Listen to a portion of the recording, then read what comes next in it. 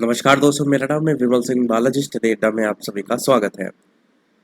उत्तर प्रदेश नई शिक्षक भर्ती को लेकर के कल एबीपी न्यूज़ पर एक डिबेट देखने को मिली और जिसमें जो अध्यक्ष है युवा हल्ला बोल के उन्होंने किस प्रकार से अपनी बातों को रखा एकदम बेबाकी से। उस वीडियो को आप यहाँ पर देखिए और लोग इसे शेयर भी कीजिएगा। तो ये एक क्लिप है। ये कभी अनुपम, इतने सालों से आप हल्ला बोल कर रहे हैं, युवाओं की आवाज उठा रहे हैं। ऐसे छात्र और नौकरियां राजनीतिक चक्रव्यूह में ऐसी कभी फंसती दिखी है? मुझे हंसी आ रही है संदीप जी। देखिए, एक तो मैं बड़े ध्यान से सबको सुन रहा था, जो लोग सरकार में बैठे हुए हैं उनको भी सुन रहा था।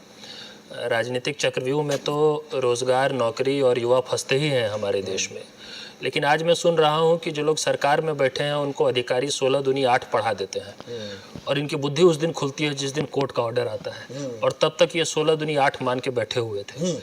इनको सरकार में नहीं रहना चाहिए। डंडे बरसा रहे होते हैं छात्रों पर। ये बात सरकार में बैठा कोई व्यक्ति बेशर्मी से अगर सार्वजनिक रूप से कह रहा है कि हमको अधिकारी ने 16 दूनी 8 पढ़ा दिया, तो आप सरकार चलाने लायक नहीं है। आपको अभी के अभी इस कार्यक्रम के बाद जाके इस्तीफा दे देना चाहिए। आपको अधिकारी 16 दूनी 8 पढ़ा रहे हैं और होश उस दिन खुलता है जिस दिन कोर्ट का ऑर्डर आता है। आप डंडे बरसा रहे हैं और छात्रों पे डंडे बरसा रहे हैं। और कुछ चीजें इन आरोप प्रत्यारोपों में मैं ऑन रिकॉर्ड रखना चाहता हूं, बहुत महत्वपूर्ण बातें आपके इस पूरे विषय के संदर्भ में। देखिए, हमारे देश में लगभग 1 करोड़ पद रिक्त है, स्वीकृत लेकिन रिक्त पद, राज्य सरकारों का और केंद्र का मिला के। शिक्षकों के 10 लाख से ज्यादा पद रिक्त हैं और उत्तर प्रदेश में देश में सबसे ज्यादा शिक्षकों के पद रिक्त हैं। 2017 में जब से योगी आदित्यनाथ की सरकार आई है, एक भी नई शिक्षक भर्ती नहीं आई है उत्तर प्रदेश में। ये भाजपा के लोग और सरकार के लोग खुद बता रहे हैं ना, 68,500 69,000 जो है वो तो शिक्षा मित्र वाला मामला, बिल्कुल सही बता रहे हैं। हाँ। ये कोई नई भर्ती नहीं है। कोर्ट के आदेश पे आपको 1,37,000 को 68,500 और 69,000 करना पड़ा। 2017 से लेकर 2024 तक देश के जिस राज्य में सबसे ज्यादा शिक्षकों के पद रिक्त हैं, वहां पे एक भी नई शिक्षक भर्ती नहीं आई है।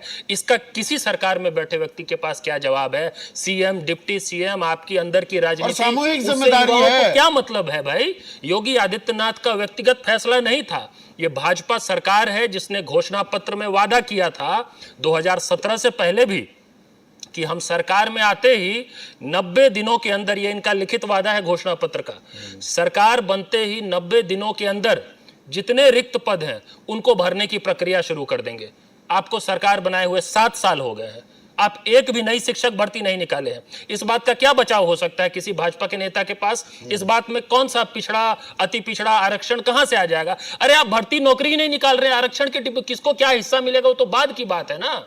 और यहाँ पर मनोज सिंह काका लगभग 3 लाख पद रिक्त हैं। अनुपम, जो मनोज सिंह काका सवाल उठा रहे हैं कि जितनी और भर्तियां हुई हैं, चाहे कॉन्ट्रैक्ट पर जो नौकरियां मिली हैं, किस तबके को कितनी दी गई, वो भी जानकारी फिर साझा होनी चाहिए, सार्वजनिक होनी चाहिए। कोई जानकारी इनकी सार्वजनिक नहीं है क्योंकि कोई काम नहीं किया। देखिए, असल बात क्या है कि जब आपकी नीयत ही रोजगार विरोधी हो तो नीति में तो आप कुछ ना कुछ ऐसा करते ही रहेंगे। आपको मजबूरन कोर्ट के आदेश पर अगर 68,500 या 69,000 भर्ती निकालना भी पड़ा तो आप नीति में कोई ऐसा लूप होल छोड़ देंगे जो मजबूरन एक अभ्यर्थी भी कोर्ट जाएगा तो कोर्ट तो सुनेगा उसे, एक अभ्यर्थी को सुनना भी चाहिए। मनोज काका, तो आप नौकरी देना ही नहीं चाहते हैं। सच्चाई समाजवादी पार्टी के राष्ट्रीय प्रवक्ता जो सवाल पूछ रहे हैं, क्या इसका जवाब भी सार्वजनिक किया जाना चाहिए?